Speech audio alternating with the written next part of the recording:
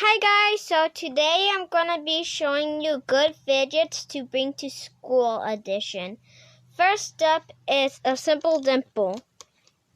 They are good and are quiet kind of, and they have a keychain for you to put it on your backpack. Next are mochis. These are good because they're tiny. They don't make noises. Next, these stress balls that have keychains. They are good. You can put it on your backpack too. And yeah, they're really quiet and cute. Next is a marble mash. It could be homemade or from the store. Both of them are fine. These are good for school because they're really quiet.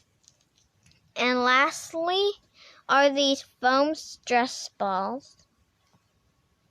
So yeah, bye!